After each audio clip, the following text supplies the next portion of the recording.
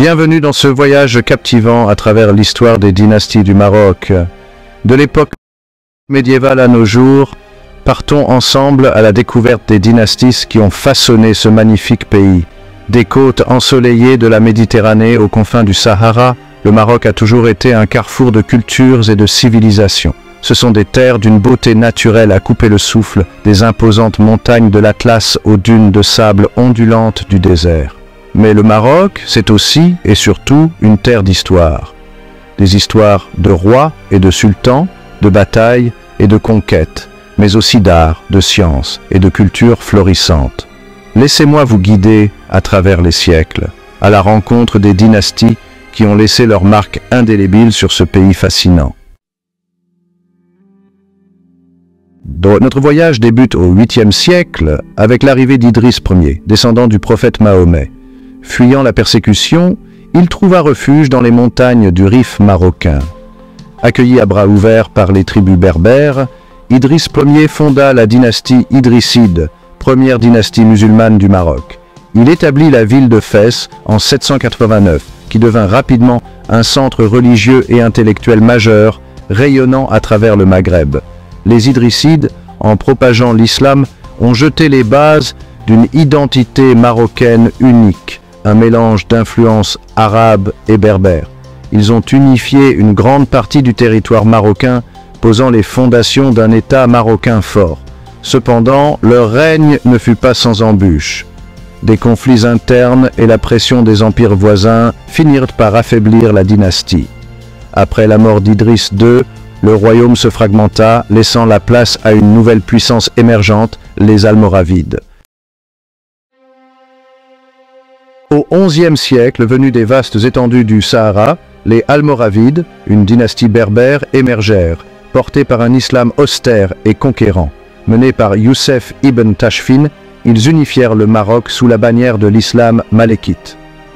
Marrakech, la ville rouge, fut fondée en 1062 et devint leur capitale rayonnante. Les ambitions des Almoravides ne se limitèrent pas au Maroc. Traversant le détroit de Gibraltar, ils régnèrent sur un vaste empire qui s'étendait jusqu'en Andalousie, en Espagne. Leur règne marqua un tournant dans l'histoire du Maroc et de la péninsule ibérique. Ils repoussèrent l'avancée des royaumes chrétiens du nord et consolidèrent la présence musulmane en Andalousie. Cependant, comme leurs prédécesseurs, les Almoravides connurent le déclin. Des révoltes internes et la pression d'une nouvelle force montante, les Almohades mirent fin à leur règne au XIIe siècle. Au XIIe siècle, une nouvelle puissance berbère, les Almohades, émergea des montagnes de l'Atlas. Menés par Ibn Tumert, un réformateur religieux charismatique, ils critiquèrent le laxisme religieux des Almoravides. Les Almohades prônaient un retour à un islam pur et originel. Leur ferveur religieuse et leur discipline militaire implacable firent d'eux une force redoutable. Ils conquirent rapidement le Maroc, puis l'ensemble du Maghreb et une grande partie de l'Andalousie, fondant un empire qui rivalisait avec celui des Almoravides. Sous le règne des Almohades, le Maroc connut un âge d'or culturel et intellectuel. Marrakech devint un haut lieu du savoir, accueillant savants, artistes et philosophes de renom. L'empire almohade finit par s'effondrer au XIIIe siècle, miné par des luttes intestines et la pression des royaumes chrétiens en Espagne. Cependant, leur influence sur le Maroc et le monde musulman resta considérable. Au XIIIe siècle, les Mérinides, une autre dynastie berbère, prirent la relève des Almohades. Originaires de l'est du Maroc, ils établirent leur capitale à Fès, redonnant à la ville son éclat d'antan. Les Mérinides furent de grands bâtisseurs. Ils dotèrent Fès de mosquées, de palais et de médersas, ou écoles coraniques, splendides, faisant de la ville un centre intellectuel majeur du monde musulman. L'université Al-Qarawiyyin, fondée au IXe siècle, connut un essor sans précédent sous leur règne, attirant étudiants et savants de tout le monde musulman. Les Mérinides encouragèrent le commerce et l'artisanat, apportant une période de prospérité économique au Maroc. Leur règne fut marqué par une certaine stabilité politique permettant au pays de se développer et de prospérer. Cependant, les luttes intestines et les rivalités entre tribus finirent par affaiblir la dynastie mérinide, ouvrant la voie à une nouvelle période d'instabilité.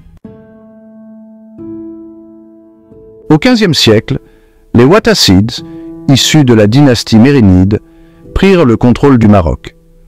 Cependant, ils héritèrent d'un royaume affaibli par les divisions internes et les menaces extérieures. Les Portugais, emportés par l'élan des grandes découvertes, s'emparèrent de plusieurs villes côtières marocaines, menaçant les routes commerciales vitales du royaume. Les Wattassides, malgré leurs efforts, peinèrent à contrer l'avancée portugaise et espagnole. Leur autorité sur le pays s'affaiblit, minée par les révoltes et les luttes de pouvoir. Malgré ces difficultés, les Wattassides résistèrent tant bien que mal aux pressions européennes. Ils parvinrent à préserver l'indépendance du Maroc, mais au prix d'un affaiblissement considérable du royaume.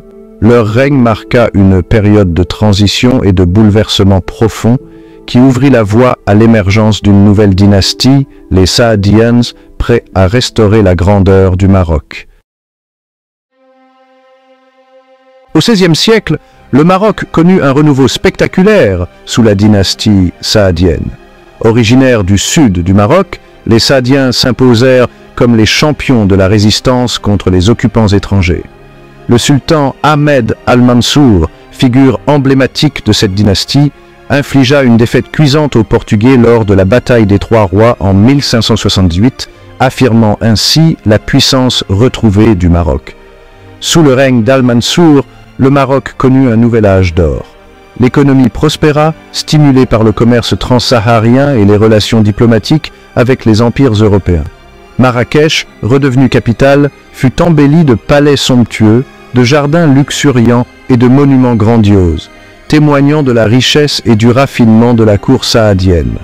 Les Saadiens marquèrent l'histoire du Maroc par leur lutte pour l'indépendance et leur contribution à la renaissance culturelle du pays. Cependant, les luttes de succession et les rivalités internes finirent par affaiblir la dynastie. Au XVIIe siècle, une nouvelle dynastie, les Alaouites, s'imposa sur la scène marocaine. Originaires de la région de Tafilalet, ils étaient réputés pour leur piété religieuse et leur sens politique aigu. Moulay Rachid, fondateur de la dynastie, unifia le pays et consolida le pouvoir central. Son successeur, Moulay Ismaïl, s'illustra par son règne long et prospère, marqué par la modernisation de l'armée et la construction de villes fortifiées. Les Alaouites durent faire face aux convoitises des puissances européennes, notamment la France et l'Espagne. Malgré les pressions, ils parvinrent à préserver l'indépendance du Maroc, même pendant la période difficile du protectorat français, de 1912 à 1956. Après l'indépendance, le roi Mohamed V, petit-fils du sultan Moulay Youssef, joua un rôle crucial dans la reconstruction et la modernisation du pays. Son fils Hassan II lui succéda et poursuivit ses efforts pour faire du Maroc un État moderne et stable. Aujourd'hui, le Maroc est dirigé par le roi Mohamed VI, qui poursuit l'œuvre de ses prédécesseurs en s'engageant résolument sur la voie du progrès économique et social, tout en préservant l'identité culturelle et spirituelle du royaume. Merci d'avoir voyagé avec nous à travers l'histoire des dynasties marocaines.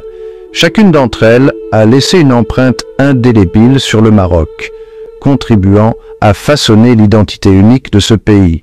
Des Idrissides aux Alaouites, chaque dynastie a apporté sa pierre à l'édifice, façonnant l'identité complexe et fascinante du Maroc.